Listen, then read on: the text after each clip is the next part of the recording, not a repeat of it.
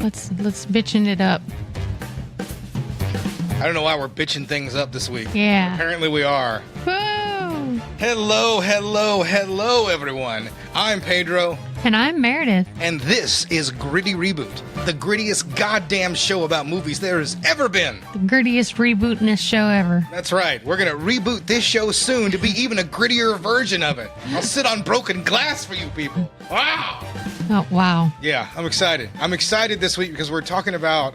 I got surprised, and that doesn't happen a lot when I go back to watch one of the older movies. It kind of happened with Poseidon Adventure, where I kind of weirdly fell in love with this old movie that I clowned on for years and made jokes about. Because I called, like, Poseidon Adventure was like an encore movie. Like, we stole cable. I'm sure my dad will listen to this and, like, clutches pearls as he drives. But... you know, I have a long history of pirating, and that was one bit of it. My dad always was able to get that, and so we had all the movie channels and stuff like that. And Encore just showed old movies, and that's how I got to catch like the Poseidon Adventure in like 5-minute chunks over like 10 years of my lifetime with that stolen cable. And so that's sort of the way I always looked at it. And Walking Tall was one of those movies that was on Encore a bit that I'd seen a bit here and there, and I was like, yeah, whatever. And then my knowledge was basically from the other movie with The Rock, because I'm a professional wrestling fan. I love The Rock. Yeah. So it was fun to go back and find something interesting. Yeah. It surprised me too. Yeah. It's a B movie, but it's a really interesting one. It's got some chunk in it. Some real chunk to it. So you want to? Yeah, no, I certainly agree that there is a lot of story in it, and if you've only seen the 2004 remake, you'd be really surprised about how much content is actually in the original movie. So in 1973, we have a film directed by Phil Carlson, starring Logan Ramsey as John Witter, Felton Perry as Obra Eaker, Leif Garrett as Mike Pusser, Dawn Lynn as Donna Pusser, Noah Beery Jr. as Carl Pusser, Laranne Tuttle as Helen Pusser, Elizabeth Hartman as Pauline Pusser, and Joe Don Baker himself as Sherrod Buford Pusser, Walking Tall. I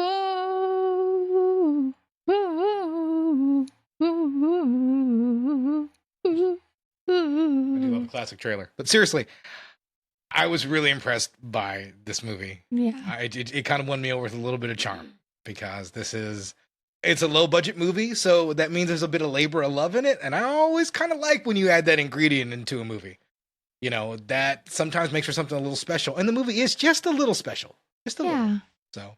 Why are you looking at me funny? You know, it's great when we talk about how we look at each other on an audio podcast. Yeah. I know. I should turn the camera on. Okay. I'd have to put on pants. Look at that leg.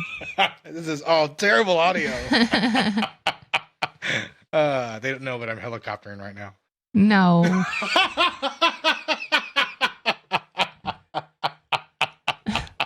I think I would be more shocked if you were. Like, why? I like how he was like, why? Like a ponders, why? Yeah. Like down to my core, like, why would you do this now? What does it say? What does it mean? So yeah, let's talk about. Great. This is awesome. We're so professional. Oh man, this is the best place to get all of your Walking Tall information and news, and all of your church's news as well. So that Van Halen as well. I'll let you know all about that. You know. Okay. So we start with the title sequence of a family driving down the road in a station wagon and camper. They pull up to a house where the grandparents are. Yeah. Which Buford goes home. It's his parents. Yeah, and that's what it is. It's him returning from a war, right? Mm-hmm. That's a nice theme that sort of runs throughout this movie, is him having a culture shock returning to his former home, and how much it's changed over that time and how it's been corrupted. Yeah. So I think that's a nice theme in this movie, is he comes in as sort of a pure family man looking to return to the purity of his youth, you know, to find what he finds. I do like that there's actually kind of a theme running through this movie a little bit. And you get like an idyllic atmosphere from the beginning of this movie. You get this wholesomeness from it. Yeah, there's twinkly music. Everyone's frolicking and having a good time in the wilderness. No. What movie did you watch? Oh, is that not what we're watching? No, but there is like a serene view of like the farm and stuff that he returns to and everything like that. That is ideally framed. And I do like how that is done and everything like that.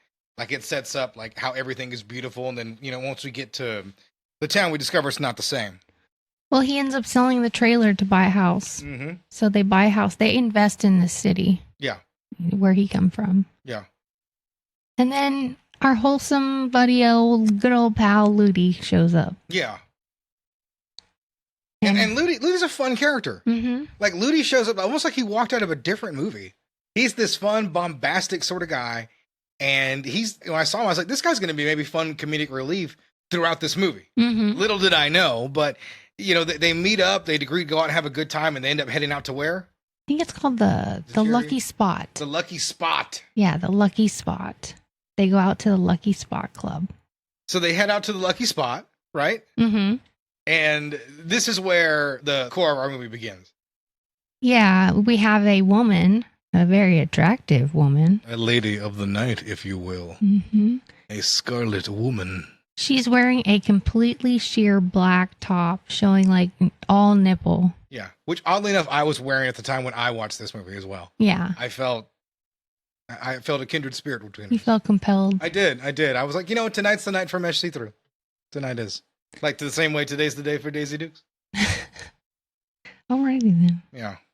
Buford is very attracted to her. Yes. And why wouldn't he be? Like, he looks her up and down, he takes a gander. He can barely keep his eyes off her when he's trying to light her cigarette. Yeah. It's like ridiculous. Yeah, like looking her up and down hard. Yeah. Which is fine. You can take a gander. That's what she meant for him to do wearing that, right? Yeah. If we were, I care. I don't give a shit if you look at another woman. Yeah. But like, even if we were out in public and you were like looking at a woman like that, yeah. I'd be like, what is wrong with you? Yeah. At least like hide it. Yeah. He's just like, like just staring daggers right at her. Buford's never seen such a sight in his life. Yeah. Buford discovers the crap stealer's cheating. Yeah, he sees he's using loaded dice or loaded die. Yes. Either way. And he ends up going over there and he catches his hand and exposing him to be a cheat. And this throws everything into fucking chaos completely. He demands to everything be made right, and then he's attacked by security. Yeah, there's an all-out brawl that happens. Yeah, and this is a brawl, too. Buford lays waste to a lot of them. Yeah, no, the movie sells that he is a big, old, tough guy. And he absolutely pulls that through in this fight. These are big, slobber knocker kind of brawls. All of these fights are. And that, to me, that I like the way most of them are done. The choreography is a little bit bare, but there's a real, like, people are hitting each other and throwing each other against real walls. It's raw. Yeah, so it has a really nice feel to it. I did enjoy this scene, but it doesn't go so well for Buford since there's so many of them. Yeah, they gang up on him, and they end up taking him, I guess, down to a basement of some sort or a storeroom where they cut him up. They cut him up pretty good, too. Yeah, they do. And the guy takes like real glee and like kind of cutting him. Yeah. I was kind of surprised by the grittiness of the scene from what had come before. That's one thing I have to say is this movie was gritty. Yeah, it could go real dark very quickly. It very much was like a drive-in sort of movie. But the reboot isn't so oddly enough, yeah, the reboot is a very sanitized version of this story. Yeah. Which, that's not entirely uncommon. We'll talk a little bit about that. The Assault from Precinct 13 remake, I think, has the exact same problem. It's a way less interesting or gritty movie, but that's another discussion for another time. But that sort of reminded me of this movie right here, is like how gritty it can be. So they leave him for dead, do they not? Yeah. As you always should after cutting a guy up. Actually, they probably just should have fucking killed him. That would have worked out way better for them. Yeah. That was a dumb idea to leave the big, giant, strong guy who hates you alive. Yeah. So, they throw him out there and he ends up like slowly crawling his way to the street. I love that. Like, yeah. Like his will to live will not be extinguished. He needs to get the money for his car and bet. Yeah, he crawls onto the side of the road because he's left for dead. Yeah, absolutely. And several people see him and just pass him by. And then finally a truck driver stops. Yeah, because he's some weirdo covered in blood. So I listen, I'm not hating on the people who passed by and didn't stop. Yeah. Like, to me, that makes all the sense in the world that you wouldn't stop. That's like effing crazy. Like, if I saw some giant guy covered in blood, like, nope, see you later, buddy. Yeah. Like, I don't want to be involved with some giant chainsaw wielding guy coming in right after him. You know it can happen. You've seen it. And one of the things I love about this movie is they patch him up at home, which is something that you would have done back in that time. Yeah. At that point, you could still have a doctor come to your house to aid you if you were really sick. Because you necessarily shouldn't travel to the hospital. Now it makes all the sense in the world, but... Because even, like, when I was a kid in the 90s in our small town, my dad made house calls. Yeah. And people would come to our house. Like, that still was an okay to do thing as a doctor. Yeah. That's, like, not heard of today. Yeah. It's just and when you really think about it, it makes a lot of sense. It really does for something like that to be done. So to me, it's interesting, but... Well, they patch him up at home. And everybody realizes they don't have their station wagon, so their station wagon's missing. And the sheriff has kind of got like this blasé attitude about everything. Yeah, he really could give a shit about it. He was like, sometimes things happen. He's not very convinced of his story. Yeah, he turns a blind eye to everything. So what are the excuses that he ends up using against him?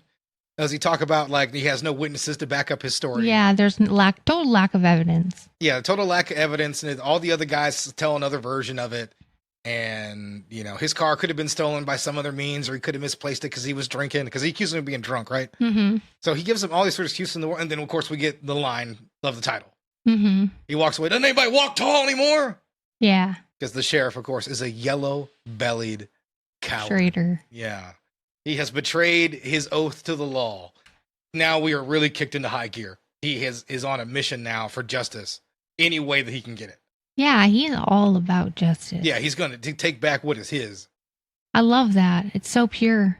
Yeah. I mean, he was wrong. Nobody will do anything about it. So, I mean, he looks at it as like, that's his, like, duty, Yeah, without fail. Yeah. All right. So we fast forward a little bit to where he's a little bit more healed, and he's working at the logging mill, and an old friend shows up looking for a job, and it's Obra. Mm-hmm. And this is also where Buford fashions a stick, his big stick. So yeah, we have the origin of his stick here, which I do like, I guess. Mm-hmm. It's not as epic as like, I'm trying to think, what other movies do we get like I was thinking of like The Natural with the bat or something like that. It's not quite as epic as anything like that, but I do enjoy that he has like this moment where he's like, yes, this is the way I'll distribute my brand of justice. Yeah, with a big old 2x4, basically. Yeah, big old piece of wood. It works really well, so. Yeah, because in the remake, they make it try to look like a little bit more like a baseball bat. Yeah, a little bit more like something he could swing. He puts like a handle on it. Yeah, he wraps the handle. I enjoy that like Joe Don's giant mitt can just grab a 2x4 and use it like a weapon. Like Mike Hagar in Final Fight. Like, that's what I enjoy. What's that wrestler that used it to Hacksaw? Hacksaw Jim Duggan. Yeah, Hacksaw. Oh, Yeah. He reminds me of that. Yeah. Except not as hillbilly. Not as hillbilly. I any time I get a chance to make the hacksaw noise, I'm happy. So I appreciate you doing that. You're welcome. I'm glad I could cue you up. Hey, listen, I love some Hacksaw Jim Duggan. He was a weird wrestler that that everybody loves. And I can't tell you what great match he was ever involved in. But I love that sort of. I'd give him a kidney if I ever saw him. He didn't need it. I was like, here, take this kidney. I found it on the street. Very well. All right. Let's move on. Sorry, I was having fun. My mistake. Wrong show for fun. All right, so McCready ends up walking into the bunker. Oh, no. Wrong movie. Okay. All right, but we're back to our friend Buford. Buford Pusser. Buford Pusser. Pusser. Okay, what did I keep saying? He fashions a stick and heads to the club for revenge, where he makes light work of everyone. But what's fun about this scene is the hot chicks looking on at him the whole time. Doesn't say a word. Yeah, she has a chance to like warn like her guards, or not her guards, but it makes it sound like she's a princess or something. But no, the guards of the lucky spot, and she doesn't say shit, and he's able to get the drop on them, which he uses it like me in a stealth game, which is to take out like one guy and then just start throwing punches like there's no tomorrow. Right? Yeah. Like he plays a stealth game like I do. And that's basically what he does. But it's enough of a drop for him to basically kick the shit out of everybody there. He takes the money that he's owed and makes him sign over the money. Yeah, and that's all that he wants. And I want that to be stated. Like, he goes up there and he just wants what the bet was for that was crooked and the value of his car. Yeah. And that's it. He doesn't want to hurt anybody else who's not going to attack him or who wasn't responsible for his attack. And that's it. He leaves peacefully after that. And then he quickly is arrested the next day. Yeah. And he possibly faces up to 30 years. Yeah, because what he did is armed robbery. Yeah, he took a big giant stick, beat the shit out of people, and took their money. The judge kind of convinces him to pay restitution, and he'll kind of let him go free, you know. Yeah. He has to pay a little restitution. But Buford's like, no, I'm going to trial. Yeah, Buford's like, no, I know I'm an innocent man. I can prove that I am. Yeah, he doesn't want to pay for shit. Yeah, and the judge kind of laughs it off, so. He's like, all right, buddy, it's your funeral. And then he gets some bad news. His dad tells him that they fished Ludi in his car out of the river. Yeah, so this was really surprising as I watched this movie because I thought to myself, like, when's Ludi going to pop back up? Like, has he been captured by those guys or whatever? And then they're like, oh, he's in there. I was like, oh, they fucking killed Ludi? Jesus Christ. Well, I think because we saw the remake where Johnny Knoxville, which would be the Ludi character. Yeah, he's there the whole time. Yeah. Yeah, but Ludi does get fucked up in that fight. He takes like a kick to the face, and they show his face all bloody, which I never interpreted him for being dead until that moment. Like, I was waiting for him to like show back up, and like I thought he's going to be at the trial and be like, you know, oh, he screwed me over or something like that, or like he's the one that started it and screwed his friend over because fear of his life. I don't know. I expected something. I didn't expect him to be dead. That was kind of dark. Joe Don Baker, he's such a great actor here. Yeah, he's really good in this part. And really good. This movie is elevated by him. Buford is a great character. He absolutely is, yeah. To know that he was a real person is like crazy. Now, I know that they beefed him up a little bit. Clearly, yeah. You know, you add to the myth and stuff like that. You know, same thing with like... But still... It's not like, you know, with Rudy and stuff like that where they sort of, you know, made that up as they went along. But Joe Don Baker he's a good fit for this role. Yeah. He's tall and imposing like a wrestler would be.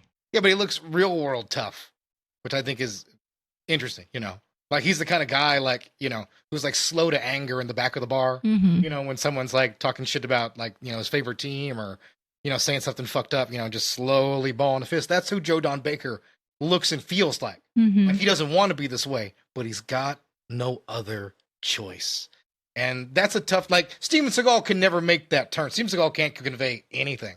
You know, and Joe Don Baker does it really effortlessly. That's a weird thing, but, you know, an action star has to do, and he does it well. And he basically represents himself in the trial. Yeah. He's like, fuck all you guys. I can represent myself and get myself off. I know that the jury's going to understand my view, and they do. Yeah, and he talks to him like a regular person. He shows him the scars that he has on his stomach for what he's tried to stand up for. Yeah, and everyone's horrified by what they did to him and what wasn't investigated. And it's able to have him sway the entire jury. Yeah, because he's found not guilty. Yeah, he's able to escape what was a pretty clear and evident crime.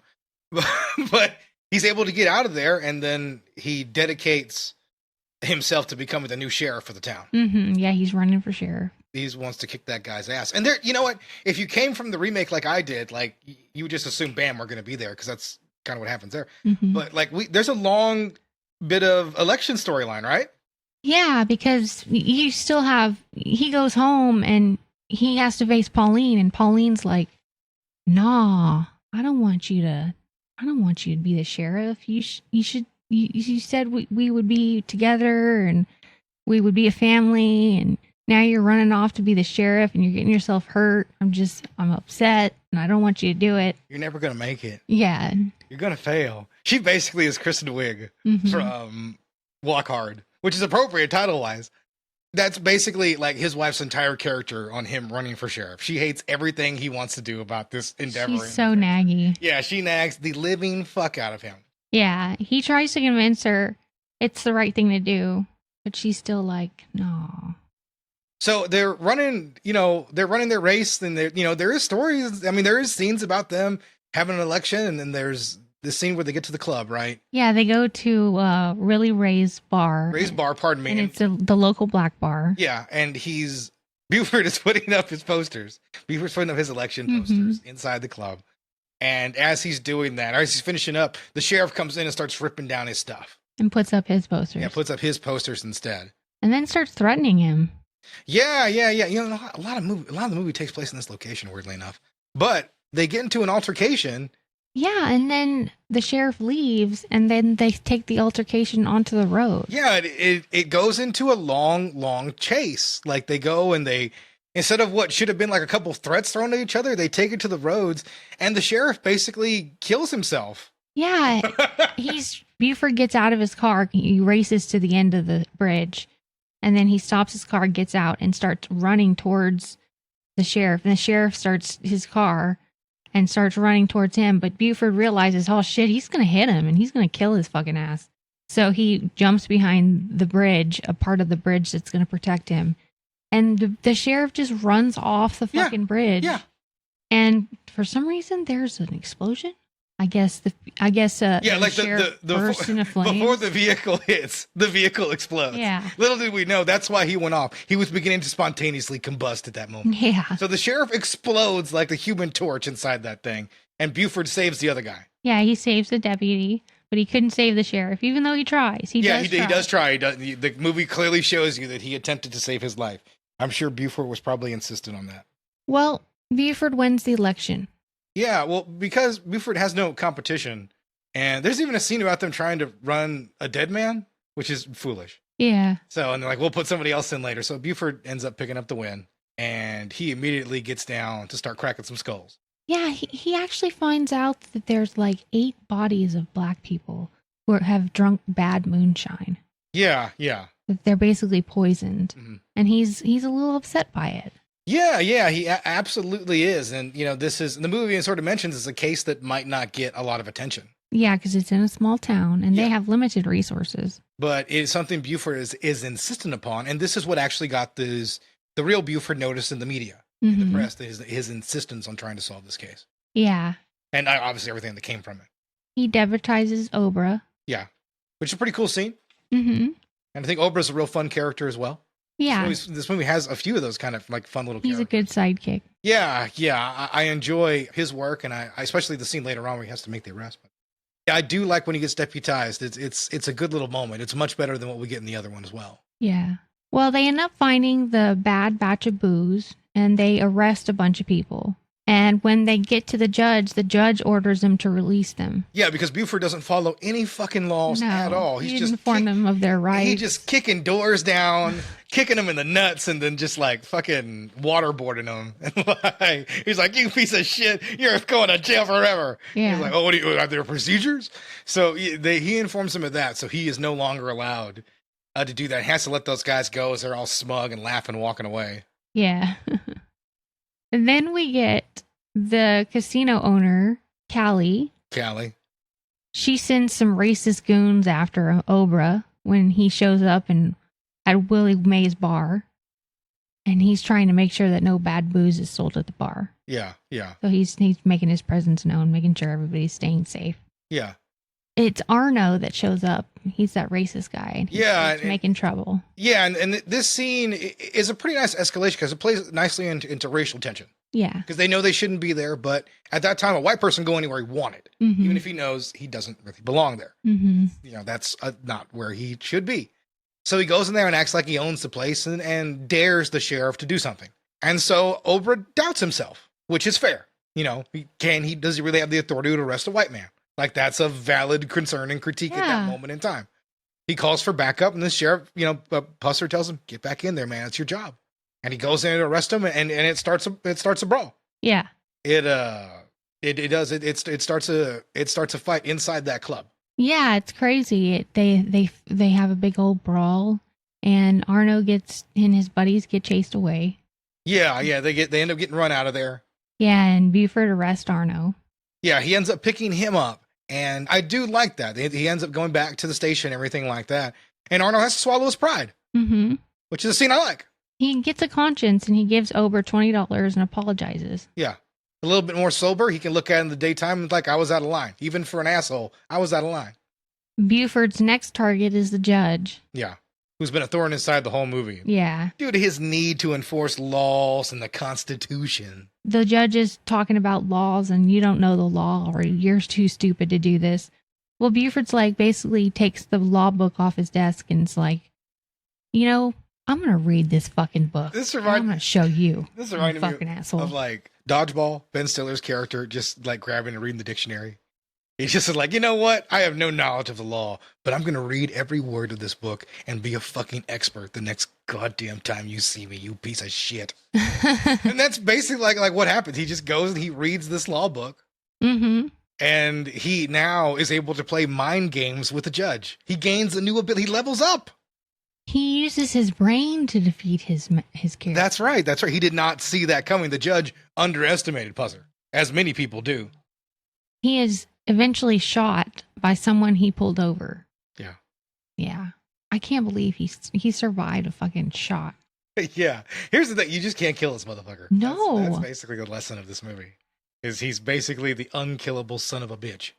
He recovers from that, but he's almost mad, full of rage. Buford decides to strike as a team this time. Yeah, so they start trying to come up with like a better plan of attack, basically, like a coordinated way to catch everybody by surprise. He finds out which deputy sold him down the river and strips him of his badge after threatening to blow him up, basically. He threatens this guy and he's like, I'm gonna fucking blow you up. Well, yeah, and then we get that scene, of course, where they deploy the strike and it leads to nothing, right? Yeah. They're like, oh, we're just a fancy social club. And so that's why he has to track down that guy. Yeah, and meanwhile we have Callie, who also powwows with her goon squad. Her goon squad. Yeah. Is that what you called them in there, the goon squad? Yeah. Yeah, because they're all goons. Bunch of goons. One thing I'd have to ask you. Yeah. Since we're about almost halfway through this movie. Sure. A little bit more. Yeah. Is this movie a Western? A little bit. Yeah, a little bit is like a sheriff bringing law to a law. Yeah, it's so much like a Western, like a modern Western. Yeah, like it's run by like the coal mining company or the railroad company, and they do whatever they want. And it's a sheriff saying, no, I'll stand up for the little guy. And that's what he's doing. Mm-hmm. So he's protecting a town. Yeah. He's cutting the cancer of this guy out of that whole town. Yeah.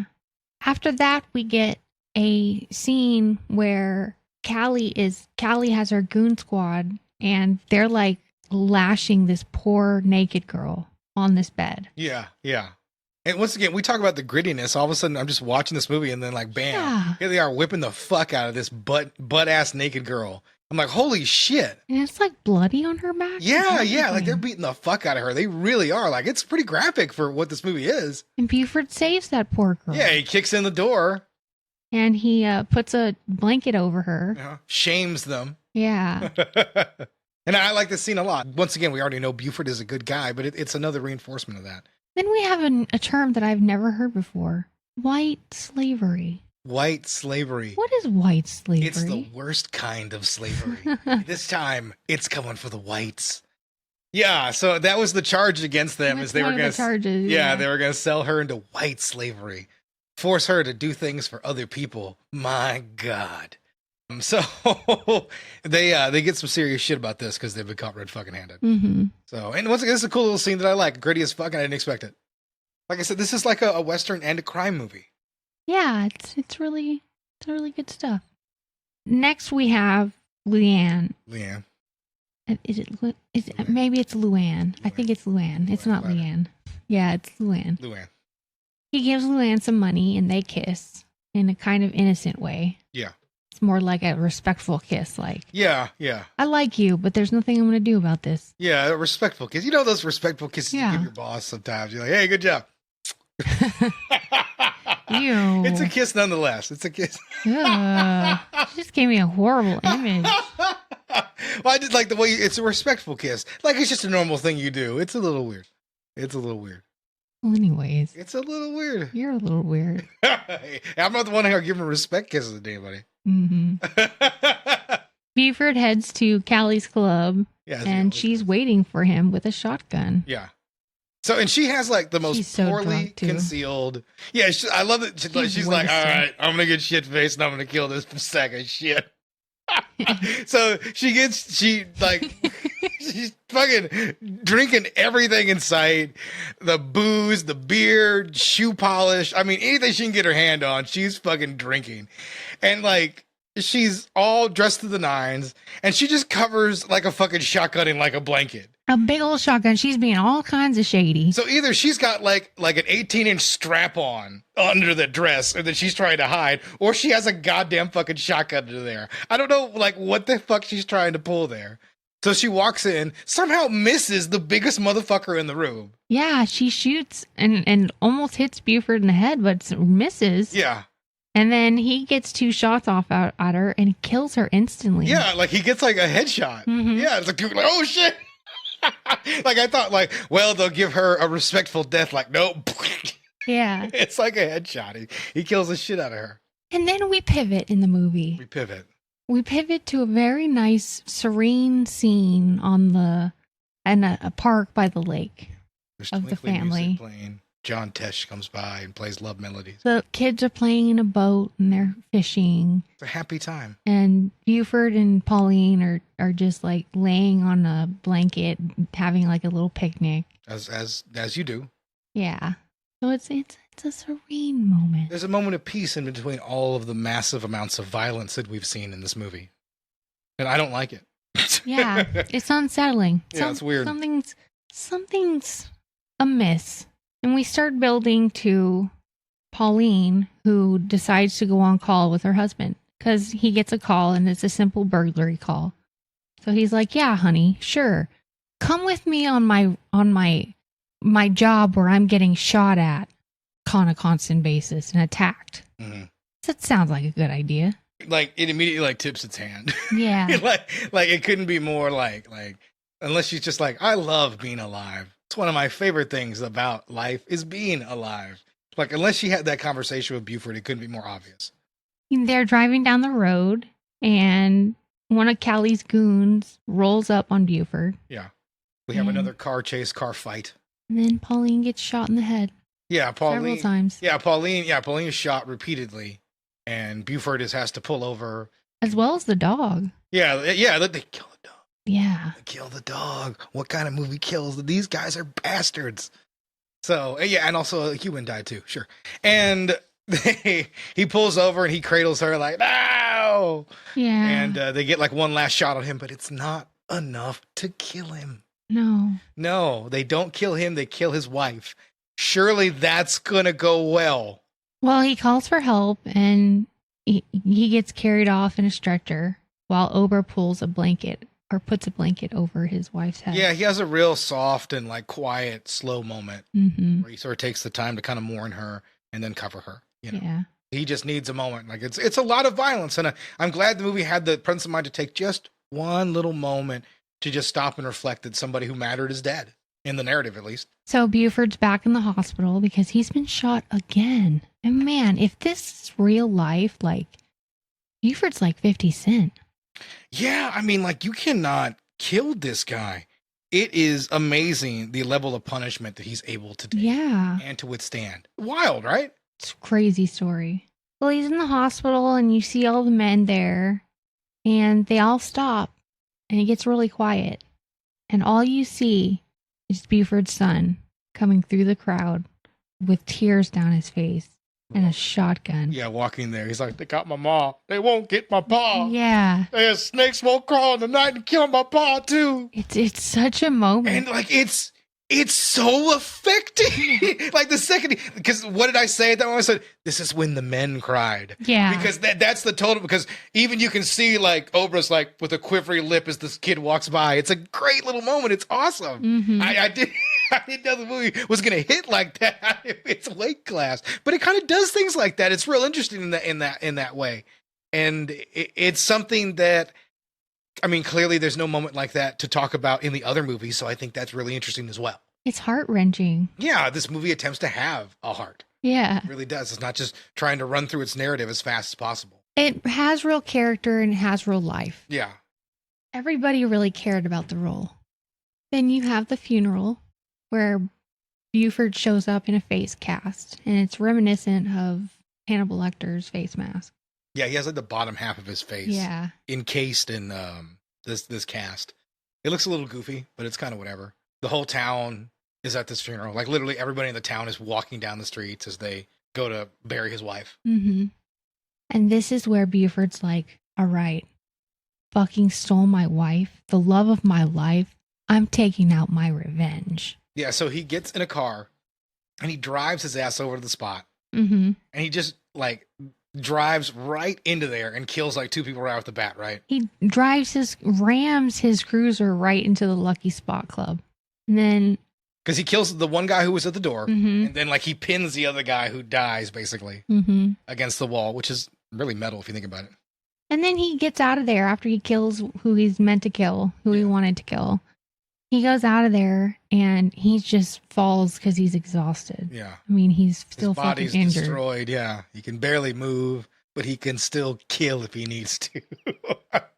Then all of a sudden, a bunch of townfolk show up and they start pulling things out of the club. This is the best way to solve your problems. Mob justice. Yeah. They run into the building like a wild pack of animals and start bringing all the stuff from the gambling games, the tables and the roulette and the craps, and they just start throwing all that stuff out there and like destroying it. Yeah. They set fire to it. Yeah. And you just see Buford being driven off back to the hospital. Yeah. He's going to go slowly die from his injuries. Yeah. And that's the end of that. That's the end of Walking Tall. I thought it was a supremely entertaining movie. I mean, it has some slow moments, don't get me wrong, but the movie has a ton of charm, fun performances, and a raw feel that I really enjoy of movies from this era. I'm sad it took me this long to ever watch this, and I think I didn't watch it just because I thought the movie we're going to cover next was fairly mediocre. Yeah. And this was anything above mediocre. This movie has a lot of life and character, and honestly could use another better reboot. Mm-hmm. I liked it a lot. I'd give this like an 8. Yeah, it was very enjoyable. Yeah, because it surprised me so much. I really enjoyed it. This is maybe one of my favorite cheesy action movies ever. Yeah, you enjoyed it a little bit more than I did, so I would probably give it a 7. I thought the movie was And that's still a really slow. good score. That's still yeah, a really good no, score. I really appreciated this movie. I just really gave up. did. We're going to give numerical scores. Listen, it's fine, but that conveys kind of how much you really like the movie. And this is still a recommend from both of us. If you enjoy like any kind of 70s action kind of movies, really action films in general, I think you're gonna have a lot to do, especially if you like crime thrillers. You want a good Westerns. story. Yeah, I think you'll enjoy this. If you like any movie where like, one man's bringing law, to the land, then this is for you. If you like those sheriff kind of Westerns, him against all the bandits, you'll dig the hell out of this flick. Yeah. You really will. All right, here's some trivia. Give it to me. Lay it on me. Real life Buford Pusser wanted Bo Svensson to play him. However, Svensson was unavailable and Joe Don Baker was cast. Elected officials at McNairy County, Tennessee, were so embarrassed by the national attention brought to the corrupt county that they refused to allow the movie to be shot there. So it was shot in neighboring Chester County. The short-sighted officials didn't realize how much money it would bring to McNairy, one of the poorest counties in the state. When the remake was announced, McNairy courted them heavily, but they ultimately chose to shoot in Vancouver, Because it's British cheap. Columbia. Yeah. You get tax incentives there. That's why so many movies look like they're shot in Vancouver. Or now Georgia. Yeah. Yeah. You make Georgia look like anything now. Yeah. Yeah. And I told New you- Mexico, too. New Mexico's getting into the game. Yeah, well, they've been in it for a while, but I've told you that before, like Spider-Man, where they go to Europe. Like they shot almost all that in Georgia. Yeah. They didn't even go there. Wakanda's just Georgia. Pussy. Pussy. Hey, you pussy. Pusser. Pusser. Pusser. Pusser. Never carried a wooden post, according to his daughter, Dwana Pusser. Dwan. He didn't really carry one in real life. He didn't. Mm-mm. You have just shattered the illusion. This reminds me, and I talk about this a lot.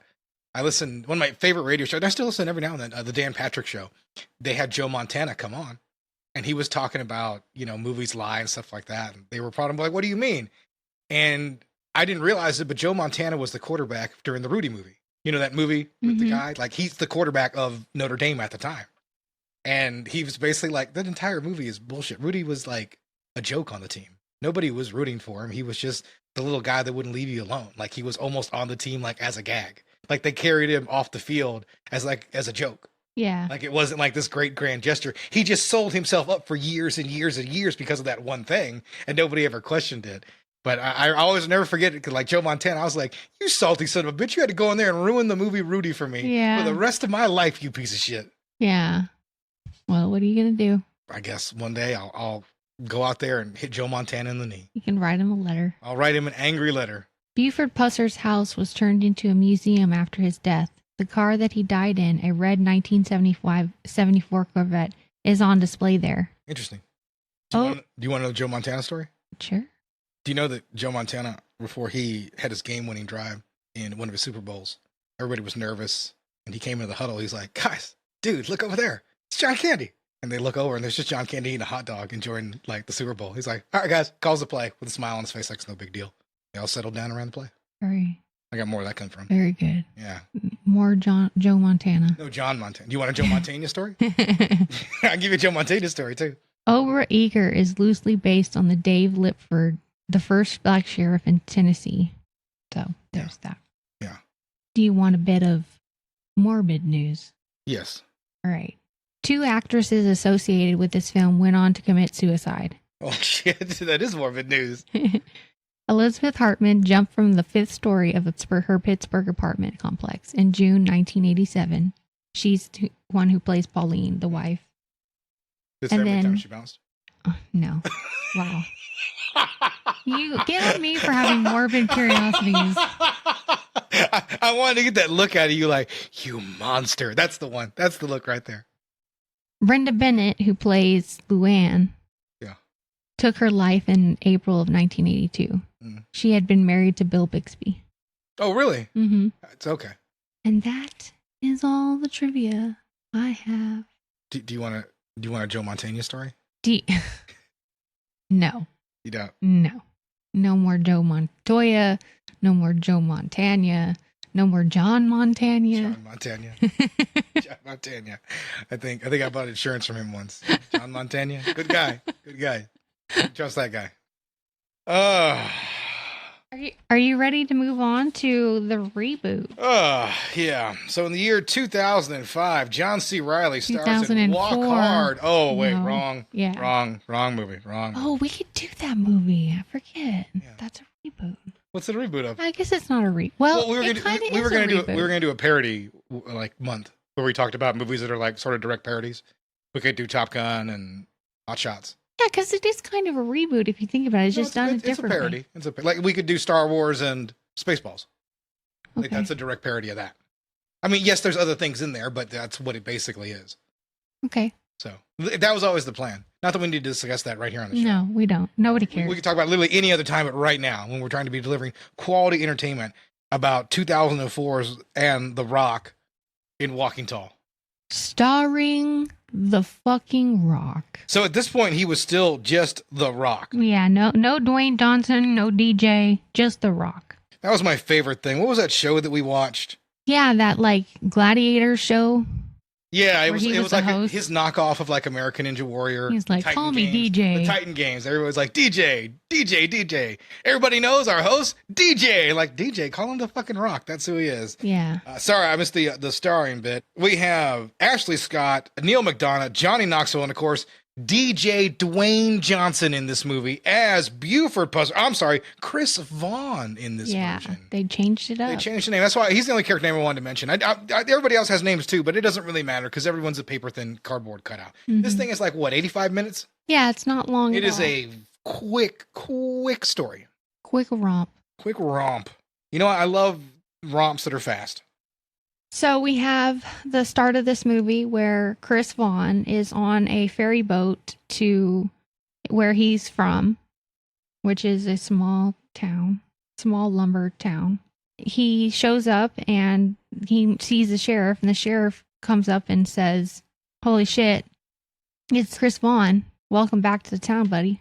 Yeah, everyone sort of knows who Chris is. He's like a local hero, local legend, big guy. And the original movie sort of had that feel for Buford as well. He's like a war hero.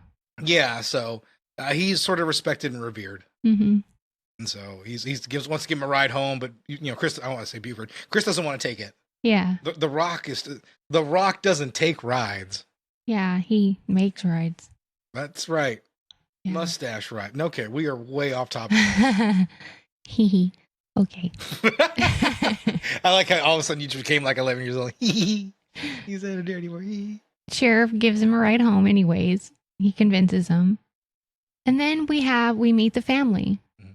And one thing I will say is it's a mixed race family. It is. And it is some really good casting. It is. These people do look like they could have spawned The Rock and the actress they have to play his sister. Mm-hmm. They look like two mixed race people, and I think it actually works. So I would agree with you on that.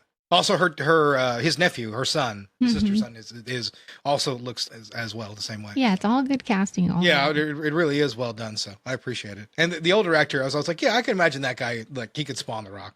I could see that. And then we have what we would call the Ludi character show up in Johnny Knoxville, and his name is Ray. Ray Pumpkin Pay. I don't know. I got nothing for him. Ray shows up really to kind of fill that same void as the Ludi character did, and to fill the Obra void. He's kind of a composite of those two characters, and because of that, he doesn't really have the fun of Ludi.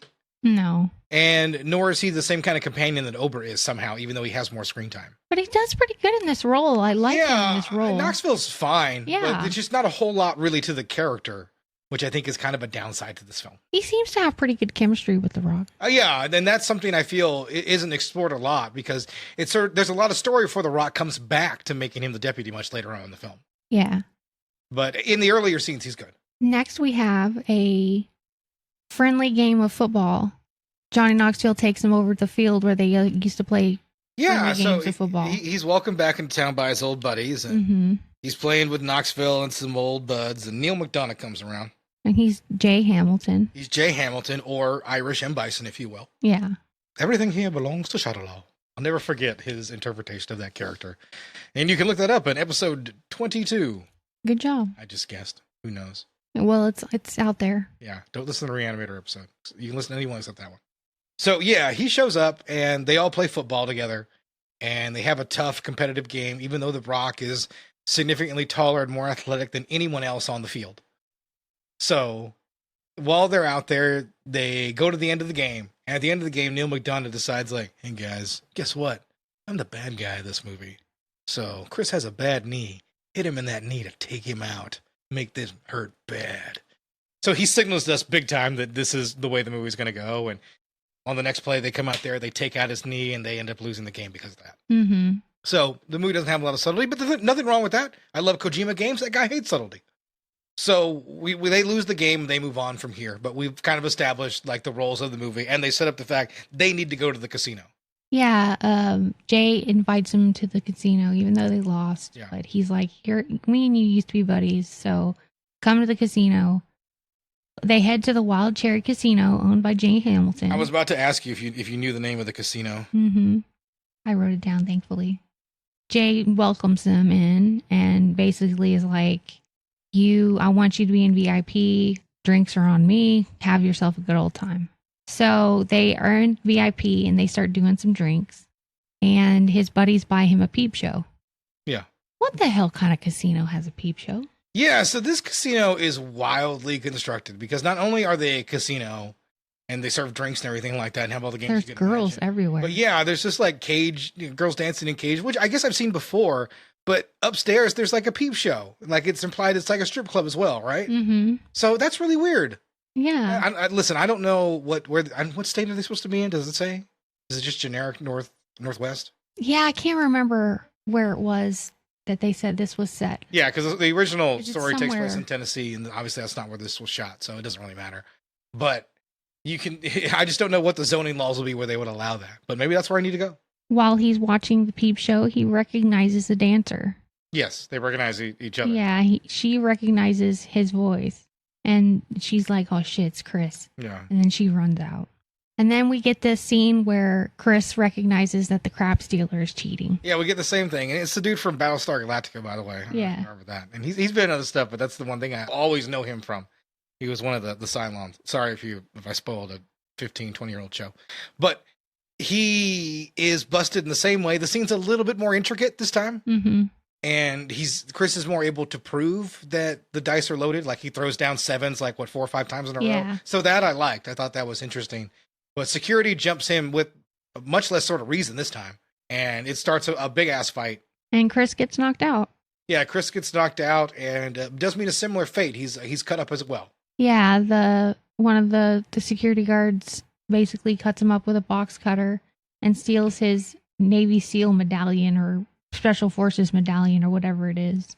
Yeah, a real low move. He takes that off of him, and they do the same thing to leave him to die on the side of a bridge. And a trucker finds him. Yeah, it's a little more truncated. Same sort of stuff. Yeah, but it's the same idea. He's able to be found, taken to the hospital this time. So you don't go to your house anymore. You go to the hospital, and he's stitched up, but he's torn up pretty bad, even for the Rock. Then the Rock comes home from the hospital, and we have no, he doesn't have a baby. Then we have a montage of Johnny Knoxville and the Rock on the couch, and they're just like, we have a montage of them hanging out, and Johnny Knoxville's laughing, and Chris can't laugh. Yeah, because he's hurt still. Yeah. And I like that. That's a nice touch that he's still in a lot of pain. And this is a nice scene to go to their bonding. I wish the movie took a little bit more time for some character beat. At 80 some odd minutes, I think like a 95-minute movie with just a little bit more character moments could have made this narrative a little bit richer, because that's the big problem. You really only know the Rock's character, but you don't even know a whole lot about Chris. Yeah. And you know a little bit more about Johnny Knoxville and his work, but I mean, the villain's motivation is just to be the villain, as far as I can tell. Mm-hmm. Jake comes by, and he comes by to say thank you for catching the bad dealer. Yeah, he totally plays it off like, oh, dude, I had no idea about that. I had no idea. And he apologizes for his guys being overzealous. Yeah, and then he's like, I want to offer you be the head of security. Like, he tries to pay it off and give him money. Yeah. He just, make this all go away. And then when Chris has too much pride for that, he flips it all around. He's like, well, you know what? This could have been assault on your end. This could all go really bad for you. And immediately tries to throw trouble back in his face. Yeah, and the Rock's like, I'm going to press charges. Yeah. So he goes to the police station, and he tries to press charges. And he tells the sheriff that he won't stand for this bullshit. And the sheriff is like, well, I own this town, so I don't need you. I don't need you. So, yeah, this does lead now to what will be like the core problem in this movie as it was in the other one. Mm-hmm. Except we skip a big part of the problem solving in this movie. But it does inspire Chris to basically take his own brand of justice. Yeah. So what happens is, from this point, his nephew, who's a character we get introduced to a little bit, he's kind of an annoying kid, but still a nice kid nonetheless. He ends up taking what? Meth. He overdoses on meth. And Chris is pissed. Yeah. He goes and he grabs the most natural weapon that he could think of. And that's fucking 2x4. The 2x4. Now that luckily here, as I said in the last movie, The Rock is big enough to carry that weapon well. Yeah. So it really works. You need a big guy. Rock's 6'5", that works. Yeah. So he does a great job carrying around that, even if he does kind of make a little bit more of a handle for it. Well, he takes that 2x4 and he starts smashing things. Yeah, he goes in there and just kicks the shit out of everybody in that club. Yeah. Everybody in that casino works security, gets the shit kicked out of him. He destroys some stuff and then throws He gets his medallion back. Yeah, he gets his medallion back from the sub bad guy who stole it from him. the mini boss, if you will. And then he throws the 2x4 right through the window. Yeah, and that's where Jay is. And Jay's like, well, I guess we're not friends anymore. Yeah. And so that ends that, and he leaves there and is arrested shortly thereafter. Yeah, he's immediately arrested. Now, he's taken to trial here, and the truncated version of this trial doesn't work all that well. Like, it's almost too truncated. Right? Yeah, like, a bunch of people start testifying against him, and the lawyer that's supposed to be representing The Rock is, like, not doing anything. Yeah. Like, the movie's trying to do a lot in this scene, and it doesn't really come together. And then, similarly, the first movie, The Rock goes up to testify without using his he's attorney. like, I'm going to represent myself. And he just sort of talks from the hip that is stuff that should have been thrown out and listened to anyway. And then he just rips his shirt open and promises, like, listen, if you acquit me of this, I'll run for sheriff and clean up this town. And the jury's like, yeah, sure, I guess. And then we get the line, people used to walk tall in this town. Yeah, that's our reference to it here. So, like I said, this scene doesn't work anywhere near as well as the scene in the original movie. We didn't even talk about the trial scene in the original movie. We really went right past it, but, he still shows him a scar. Yeah, I mean, the makeup obviously is better here, but that original scene just works a lot better. It takes a lot more time to play through and everything like that. It feels more like a real trial than what this is, which is really strange. Mm-hmm. There's a lot of things they cut out of this movie, and like I said, the runtime, I can only imagine what a director's cut might have been like, because I can't imagine they made this movie with only to make it 85 minutes. Yeah. I'd assume there's a little bit more, and the scene really feels like there's something else there. But, to his detriment, like I said, it really doesn't hit, and it feels, like I said, way too rushed. Well, he tells the jury that he's going to run for sheriff and clean up the town. and he shows the jury his scars, and the jury finds him not guilty, which the judge should have been like, throw this out and all Throw that. it out. Just go on the Men in Black and hit him with a neuralizer. Forget what you just saw. Well, he wins sheriff, and he fires all the deputies. And let me just say, he respawns in as the sheriff, right? Yeah. Like the next scene, he's like, he has won the election. There's none of that story. No campaigning, nothing. It's just him as sheriff. The movie doesn't have time for any of that. Mm-mm.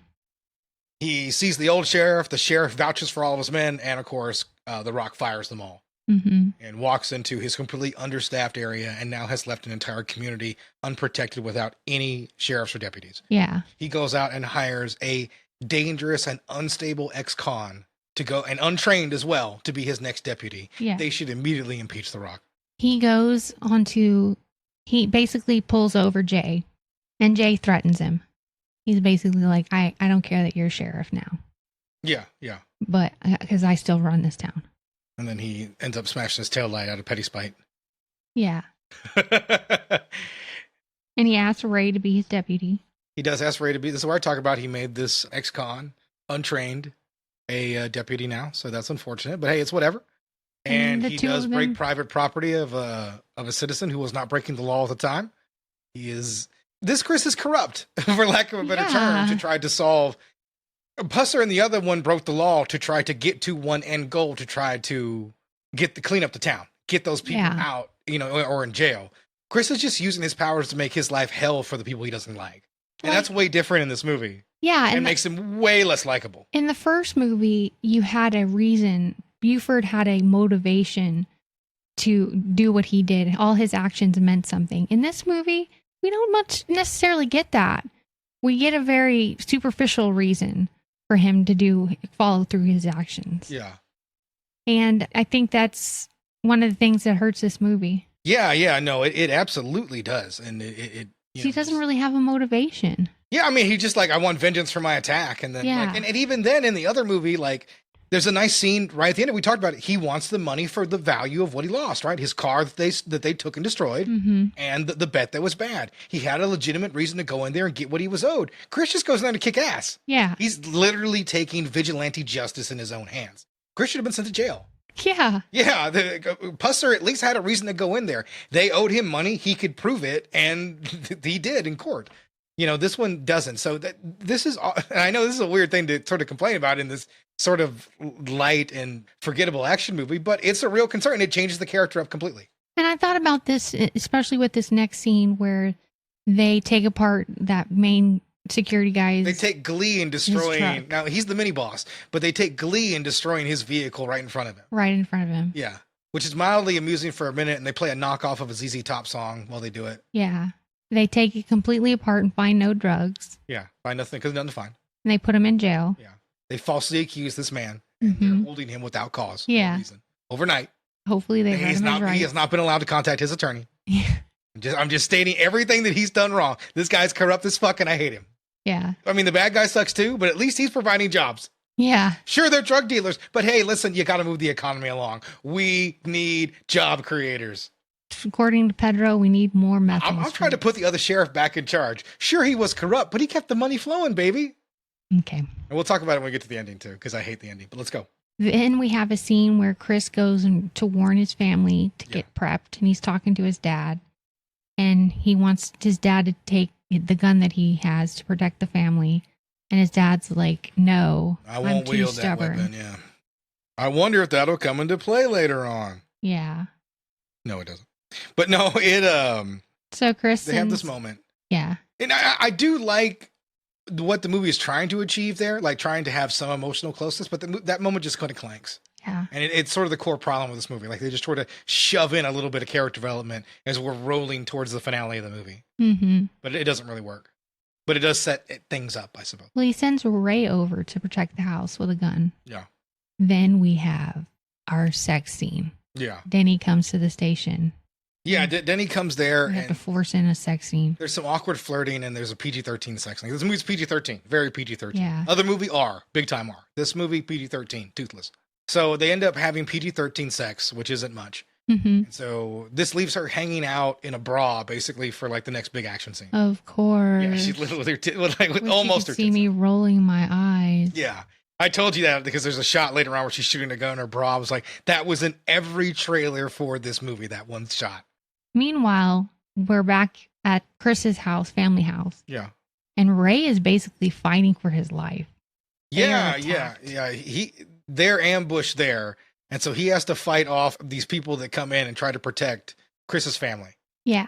And, this scene is not well done. The choreography is a little, it's really a little sloppy. Yeah. Like there's some more sort of rolling around than like a fight. Mm-hmm. It doesn't really come together well, especially like later on when the dad comes down. Yeah, Knoxville gets shot in the leg, and so he's kind of hobbling throughout most of the movie as well. Yeah. Or most of the scenes. Yeah, like this. Oddly enough, I prefer the fight scenes in the original film than I do with this one. Mm-hmm. There's a lot of like kind of some bad shaky cam early on that doesn't really work. It just, especially here in these late sequences, you can tell like these were, they probably didn't have the same like stunt choreographer for that day. They probably just threw some choreography together and it looks it. Yeah. Chris finds out Jay's meth operation is in the old lumber mill that they shut down. Yeah, makes sense. That's where I put mine. Right? Yeah. Last place you look. And then Jay sees Chris and they start fighting. Yeah. So we get the conclusion to our movie, which is a big old brawl between Chris and Jay. We skipped the dad coming down to shoot. Oh, yeah. Yeah, so the dad finally does wield the shotgun and he saves Knoxville's character. Yeah. Sorry, I missed that in my notes. Yeah, no, it's okay. Yeah, so there was a payoff to that moment. And we did also skip past the police station action scene. Now, the police station, by the way, is like a double wide, isn't it? Mm-hmm. The old sheriff comes by and just decides to like start shooting with those automatic weapons. Yeah. In another really confusing action sequence as well. And it basically involves The Rock rolling around under the trailer, right? Yeah. That entire time, just like rolling around. And I just wanted to mention, like, that was another really poorly done scene. And also, the sheriff went from being someone who was kind of corrupt to a straight up fucking murderer in like this entire sequence. It's okay, he ends up getting killed, but it's still just something I wanted to mention for the wild for the wild jumps of logic in this flick. And then, like I said, we have our final finale. Finale? Yeah, we are at the fight scene between our two characters. We're supposed to believe that Neil McDonough can fight The Rock. Well, he has an axe. I guess that does help. Yeah. Even though I think if I had an axe, I don't know how much good it would do me against The Rock. Well, he's fighting him, and Rock's getting the upper hand. And basically, The Rock, or Chris, he prevails over Jay and arrests him. And that's the end of our movie. Yeah, pretty much. They have a huge fall somewhere down the middle of the lumberyard, right? Mm-hmm. Like they fall like 40, 50 feet. And they just like shrug it off and roll down this ramp. Yeah. And I was like, so it's that kind of movie, huh? Where nothing matters. But yeah, that's it. Yeah, because you would lose you'd get the breath knocked out of you. Well, I mean, you break something probably. Some ribs or your back or something. But yeah, so I mean, that's pretty much it. The movie comes to an end. But the thing I hate about the ending is once this is all wrapped up, we see that the lumber mill is back open. Like Main Street has all the old shops again. I was like, are you telling me he destroyed all the jobs in that casino and the old economy came flooding back? I was like, that's not how anything works. I was like, what a lousy, sappy, happy ending to throw on this thing. When in reality, The Rock probably destroyed that town economically due to his own personal grudge. They got rid of the casino, but they reopened the lumberyard. So at least they had that. Yeah, but how do they reopen the lumberyard? With gumption? Yeah, you need money to do that. You need anybody who wants lumber is getting it from somewhere else now. Yeah, because Jay Hamilton owned the town. Yeah, that's what I'm saying. He's the bad guy. Yeah, I mean, just because you defeat him in Mortal Kombat doesn't mean you own his properties. Whoever next in line does, and they do whatever the hell they want with it. Yeah, I guess you got me there. Yeah, no, it's just one of those things I really despised about that, Andy. Thank you for your comment. Yeah, you know what? I guess when you think about it, it makes a lot of sense. Oh, well. Ba-da-da. All right, so we got any facts about this movie? Yeah, I got a few facts. Do you? Just a few? Yeah. Yeah, one or two. At the beginning, where Chris asked the sheriff what happened to the former sheriff, it said that he was a great man, but he had skidded off a deserted road and died hitting a tree. This is in reference to how the real Buford Pusser died. Yeah. He died in his 1974 red Corvette. Oh, I didn't know that. Yeah. He hit a tree. Oh, okay. That's what I just said. Yeah, I didn't know. I know you're not paying attention. I'm giving you juicy facts. I hear you now. You just told me, and now I know. The fact is, he used a stick to distribute justice, and he was killed by a large stick. True. Poetic justice? No, because apparently he didn't use a stick. Apparently not. Dwayne Johnson's stunt double in the movie was his cousin Tanoy Reed. Tanoy Reed. Mm-hmm. I don't know who that is. Pretty good stunt double because I didn't notice. Me neither. This is the debut movie of Kobe Smulders. Oh, yeah, she is in this, right? Mm-hmm. She's the, what's it called? She's the chick in the car with Jay. Yeah. Yeah. It's her moment. Moment to shine. Yeah, and she's known from the MCU and How I Met Your Mother. Last big fact I have. Yeah, lay it on me. When Chris pulls Jay Hamilton over and tells him to get the taillights on his Porsche fixed, The Rock wasn't supposed to actually strike the taillight and break it.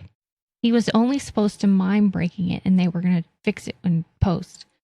After doing the scene, The Rock remembered that the Porsche was actually a rental car that had been rented for the day. He called to the director, Kevin, did we just buy this $90,000 Porsche? Director Kevin Bray replied through his megaphone, yes, thanks, Rock. Yeah, those sorts of things can happen. You just sort of get into a scene and you accidentally break something. The real famous one is Kurt Russell in Hateful Eight. They had like a priceless mandolin that one of the characters plays in that movie. And he actually ended up smashing the priceless mandolin instead of the mock-up version because he had no idea. You okay? Don't die on me. I know it's sad, but we'll make it through. I choked. Yeah. A little choked up there. Okay. Don't yeah, die on me. I'll make it.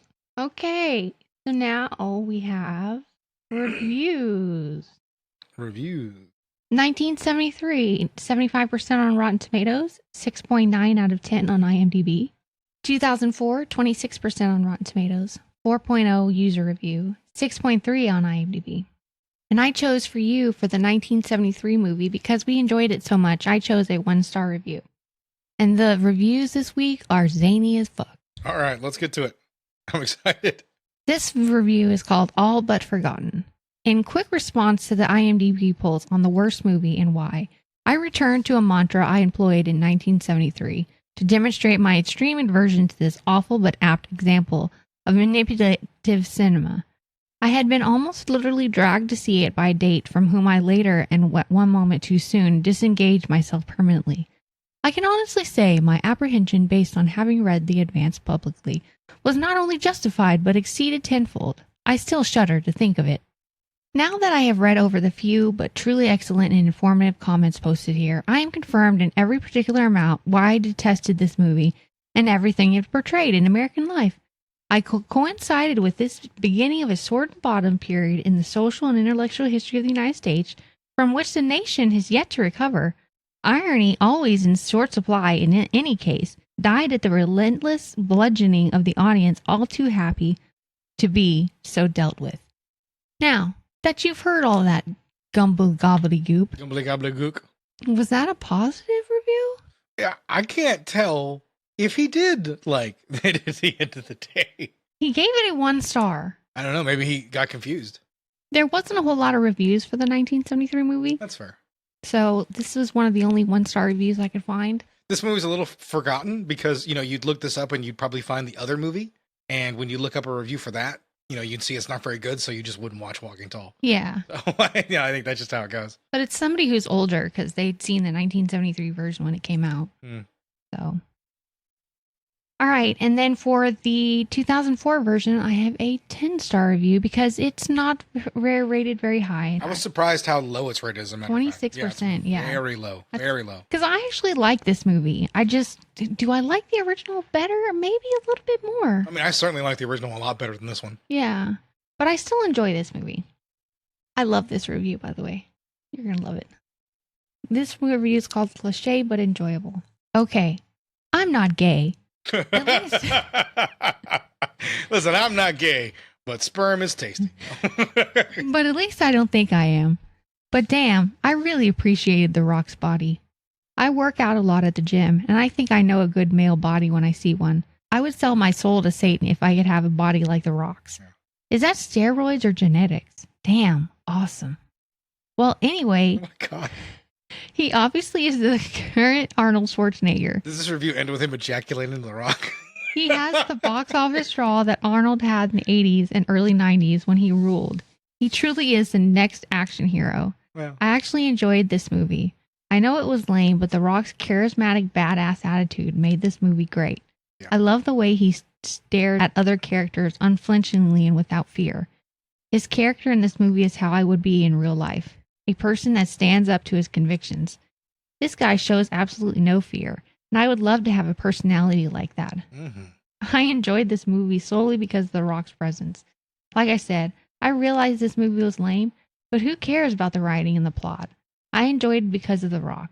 This theme was done a million times before. The story is about a crazy vigilante out for justice. I can enjoy the cliche of this theme based on the actor being the crazy vigilante. He was a Mad Max type character, which I love. Wow. Is there not one more word? By the way, I'm coming looking at The Rock. Is Yeah. that not the final words of the review? Dude. Yeah, like that guy was like, listen, I'm not gay or anything, but God, I love The Rock's body. Thirsty for Rock. Thirsty. I think you're gay, man. Yeah. He was like, I want that body inside me. No. Yeah, you wanted a little bit of the... Yeah, he went a little wild on that A one. little bit of the hot dog. Yeah, anytime you had to say, like, I'm not trying to sound gay or anything, it means you're about to say some gay. Yeah. I knew you would love that. Yeah. He's like, listen, I don't want to say I'm gay or anything, but man, sometimes you just got to suck a dick. You know what I'm saying, right?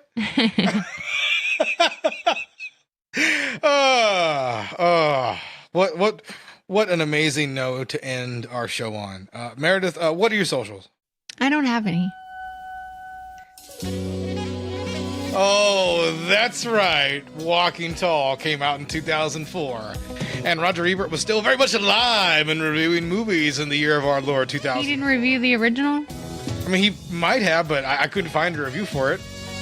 So, but he did review Walking Tall, the rock version. Do you think he liked it? No. Are you sure? Yeah. Okay. That's a good guess. He gave it 2 stars, actually. So you are correct. He was not a big fan of the movie. And if I remember correctly, I think Roper also gave it a thumbs down as well. But I wasn't able to find the clip online from the actual show. But I do have the review. Ebert says, I didn't see the original Walking Tall. I was out of town at the time. I explained in my review of Part 2, Walking Tall. Sounds reasonable. But I suspect the earlier film was titled more toward populism and less toward superhero violence than the new Walking Tall, which is dedicated to the memory of Buford Pusser, but turns the story into a cartoon of retribution and revenge. The Rock stars as a war hero named Chris Vaughn, who returns to his southern hometown and finds the mill is closed, and a casino is open, and the kids are all addicted to drugs.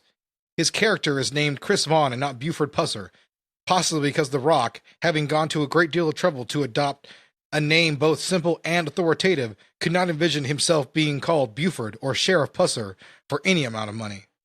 He finds that an old high school nemesis named J. Hamilton Jr., Neil McDonough, has closed the mill, opened the casino, and manufactures the drugs. We know Jay is the villain because he has that close-cropped, curly, peroxide hairstyle that works like a name tag that says, "Hi, I'm the villain."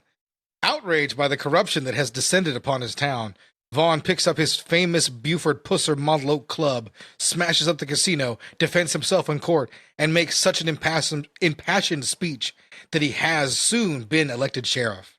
I love those movie trials in which cases are settled not according to guilt and innocence and the law, but according to who is really right and deserves to go free.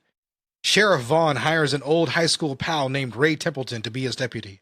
The role is played by Johnny Knoxville, famous for Jackass, who is in fact completely convincing and probably has a legitimate movie career ahead of him, and doesn't have to stuff his underpants with dead chickens and hang upside down over alligator ponds anymore. The scenes establishing all the events are handled efficiently and have a certain interest, but then the movie, alas, goes on autopilot with a series of improbable fight scenes that are so heavy on stunts and special effects that we might as well be watching a cartoon. This is an action movie pure and simple, and one can only wonder what the late Buford Pusser would have made of it. Maybe he would have advised Sheriff Vaughn that times have changed and he should forget the Oak Clubs and get himself an AK-47. The Rock comes out of the movie more or less intact career-wise. I felt from the beginning he had the makings of a movie star, and I still think so. He has the kind of inner quiet that allows him to inhabit preposterous scenes without being overwhelmed by them. His acting style is flat and uninflected, authoritative without pushing it. He's a little like John Wayne in that way. Also like Wayne, he's a big, physically intimidating man who is able to suggest a certain gentleness. He's not inflamed, not looking for a fight, not shoving people around, but simply trying to right wrongs. I seriously doubt he could play a convincing villain, not even with a name tag.